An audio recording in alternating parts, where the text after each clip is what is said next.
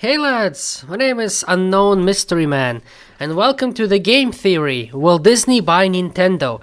This is a video game theory by MatPat, and this is a metal protection from Final Fantasy.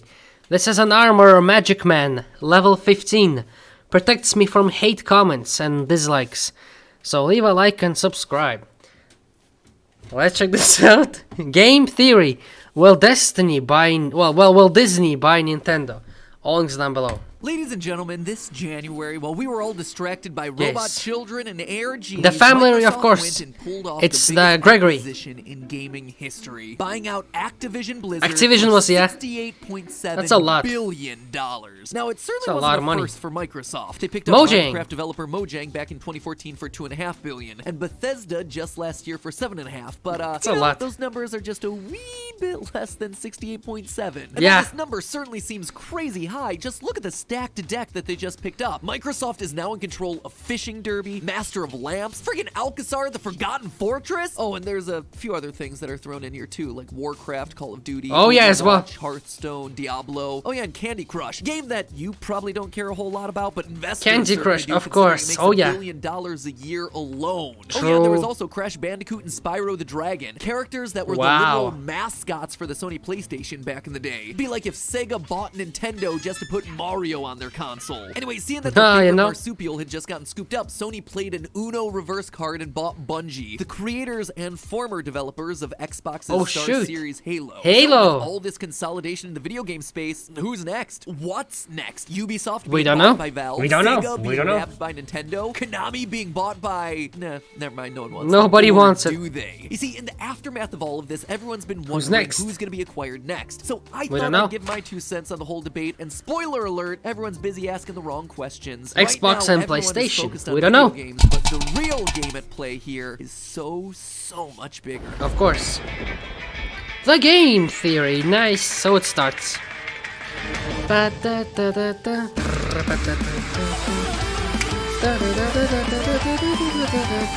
It's time to heat it up because of the light.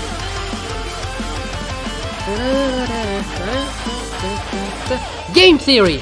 Hello, Internet. Hi. Welcome to Game Welcome. Theory, the show that's worth its weight in gold. Which, True. considering the whole thing exists online, therefore has no measurable weight, thereby equating to $0. Well, This week shoot. I'm taking a bit of a break from video game lore to talk about the lore of real life. FNAF. Man, the console wars look real different than they did Of back when I was course. a kid. Up till now, the PS5 has been destroying Xbox as far Yeah, as pretty exclusive much. games go. But instead of working to release more exclusives, Microsoft just decided to buy one of the publishers for those PS5 exclusives. You know? Bethesda, in one of the greatest anime betrayals of all time. Now, not only does Microsoft own the future of all Bethesda's in-house titles like The Elder Scrolls and Fallout, but also franchises like Doom, Wolfenstein, The Oh, yeah. Evil Within, and they weren't done. Like a kid who just got his report card money, they wanted to buy more. So in January, they announced a More? deal to acquire Activision Blizzard for that huge $68.7 billion figure. I Yo, talked that's about a in the lot. opening. And can I just say this? When news of that deal first broke, I saw headline after headline saying that they had bought Activision for nearly $70 billion. Nearly $70 billion. Guys, Oh, wow. come on, you are writing for the internet. $68.7 billion? If you're gonna round up, you round up to 69. Nice. You're writing for the internet. Have some Yeah, Speaking of nice 69. things, hitting that subscribe button is nice. You won't be disappointed. Subscribe Or, and I'll wear more of this if you want. back sometimes. Needless to say, it's been fascinating and a little scary watching all this play out. Statements have now been made by various game developers about whether Well, they yeah. would or would not be interested in being acquired or doing some acquiring. From little companies all the way up to big players like Nintendo. So the question is, who's gonna be the next big acquisition know. and who's gonna get them? As someone who spent the last decade observing trends in this industry, I'm gonna make some predictions as to where all of this is headed, because who gets acquired, who does the acquiring, and why is likely gonna surprise you. So let's start with who our next buyer is most likely to be. The obvious choice is Sony, right? According to PlayStation Yo. CEO Jim Ryan, Sony has, quote, many more moves to make, so it'd be foolish to not consider them as a frontrunner for the next big acquisition. At the end of 2021, Sony had $65 billion That's a lot in of total money. capital, with $19 billion being cash. So Yo. they definitely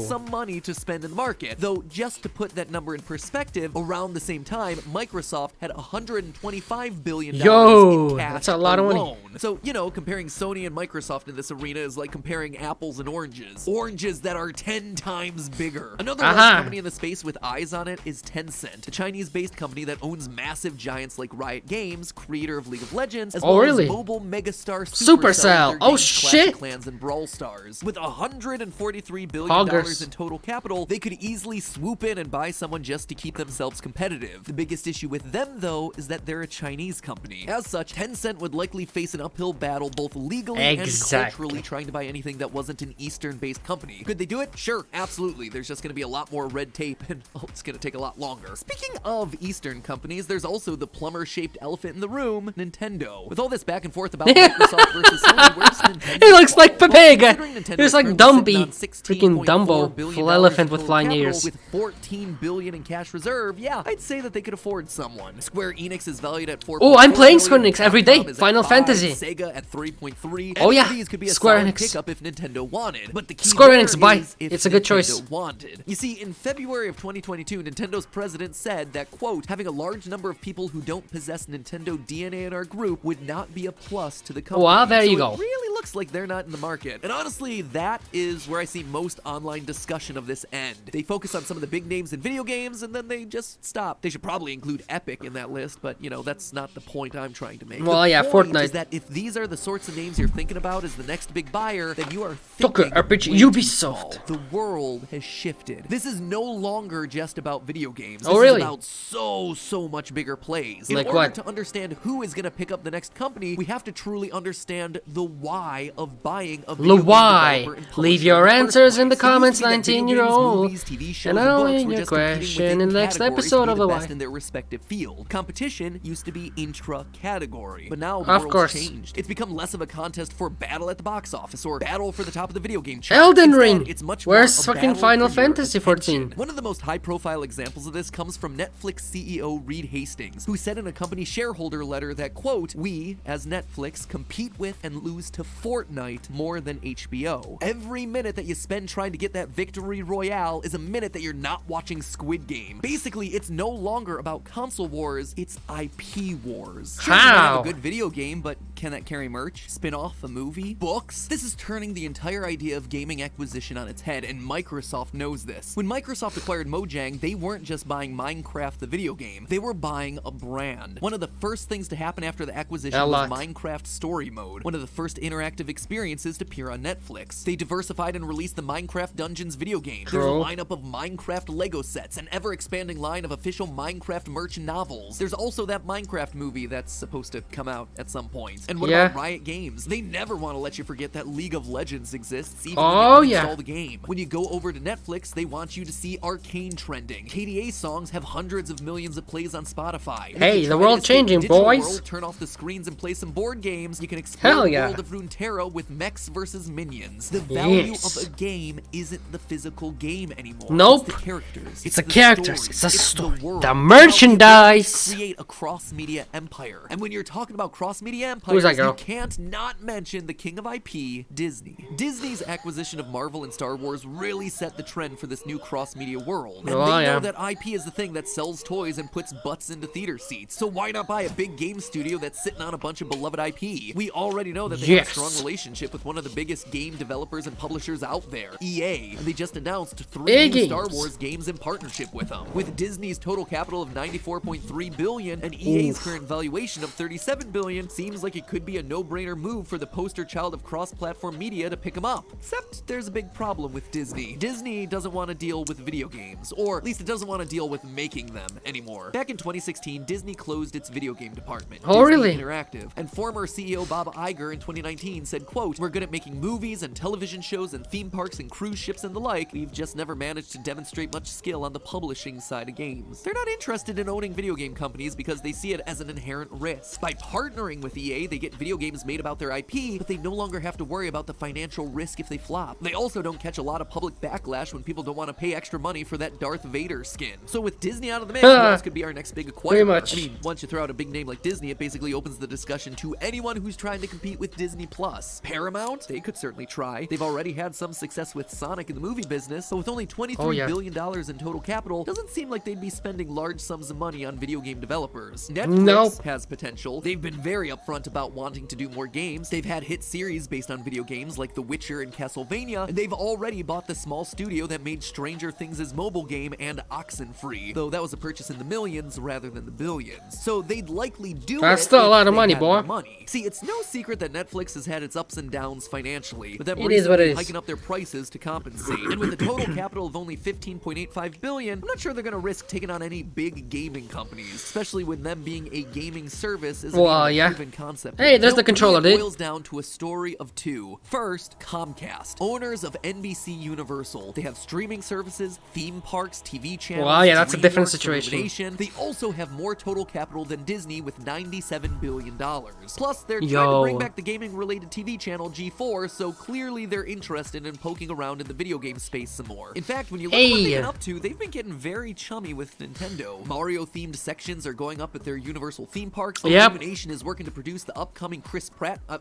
upcoming Mario movie. To me, this is all testing the waters of a relationship. Can these sorts of ventures prove profitable? And if Nintendo were open to the deal, I think Comcast would snap them up. See, in a world they will pretty much do that, Nintendo is top dog. Well, Nintendo's still going. In doing a whole lot of acquiring because they it's all about the have IP, dude. Franchises: Mario, Metroid, Zelda, Kirby, Star Fox, Final Fantasy 14.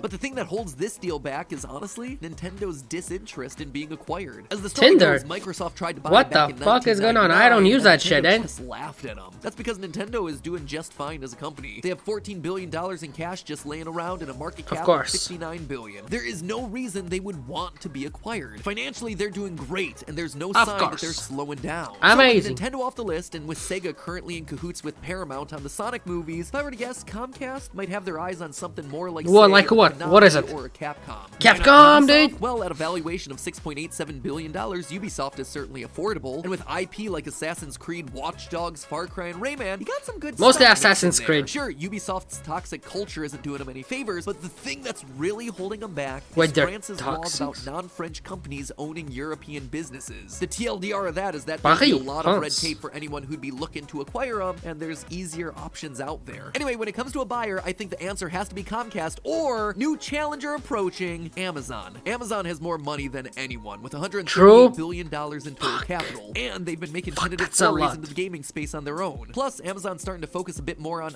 IP-heavy productions with the Lord of the Rings series, The Rings of Power, set for release in September of 2022. They own Twitch, they sell products, they make movies, they stream those movies. They are one of the few companies that could literally do it all. The only thing they're missing is IP. So why not buy that IP with the huge amount of cash that they have on hand? Seems like a slam dunk. Who would they buy? Honestly, it's a bit tricky to figure out because when you got money like Amazon, almost nothing is off limits. Even EA's massive price tag of $37 billion wouldn't be a problem, though I actually think EA isn't a great buy. Because of their size, everyone is talking about who's going to acquire them, but in terms of original IP, they don't have much. Most of their games are licensed IP from companies like Disney or Sports. Sure, Amazon is trying to get a Mass Effect TV series off the ground, but are EA's other franchises like Dragon Age, Battlefield, Apex Legends, and The Sims really worth that high of a price tag? Are they really going to put Amazon on top with TV shows, movies, books, and merch? Probably not. This I don't know, man. About why Nintendo's off the table, which realistically leaves us with companies like Sega, Capcom, Square Enix, and Final Fantasy 14. Comparatively, but they all have the same, if not more, IP that could be used. Of this list, I can see Final Fantasy there. It is, dude. If Amazon bought them, they have rights to Mega Man, Devil May Cry, Street Fighter. Respect to DMC, Devil May Cry, zero respect. Street Fighter movie that's actually the culmination of a series of solo movies starring characters like Ryu, Ken, Chun-Li, not many people would watch it, probably. They all team up to defeat M. Bison. Then you get DLC for your latest game release, and merch is sold directly on the Amazon store to tie it all together. And then why not spend a bit more money to buy back the movie rights to Monster Hunter and Resident Evil? Damn, MadPat should work in Amazon, motherfuckers. How about a procedural legal drama based on the Ace Attorney franchise? Everyone on Amazon Prime loves themselves a good crime drama. I mean, Capcom's roster is stacked, and it's just criminally overlooked. So check the Square Enix. Comcast and Amazon. My top pick for the thing that they'll buy, Capcom. Of course, all of this could go in a very different direction that I just haven't seen yet. Current Disney CEO Bob Chapek is looking to get out of his predecessor's shadow, so it's likely he could... Yeah, situation with war. Try to buy anything, motherfucker. There's also the possibility that the FTC will file suit against Amazon over their recent purchase of MGM. And if that happens, Amazon probably won't be buying anything anytime soon. Like I said at the start, buying companies is a complex business, and Economics 101 did not prepare me for this. The main point, though, is that the big acquisitions that we've seen over the past few years are the start of a bigger trend, and it is a trend that exists beyond just video games. Some of your favorite video game companies will be getting acquisition offers. Square Enix. It's not going to be a console war between Sony and Microsoft, but an attention war from every company you pay for your entertainment. But hey, that's just a theory. A game theory. Bon appetit.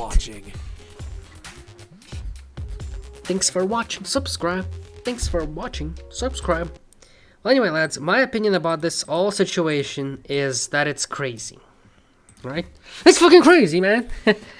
Anyways, if you like this attire, this hat, this Magic Man protection armor from Final Fantasy level 15 that I bought for $1, I think, leave a like and subscribe and share this video again to support the channel. And I'll see you all soon in another video. Be cool, lads. Stay awesome, and thank you so much for watching.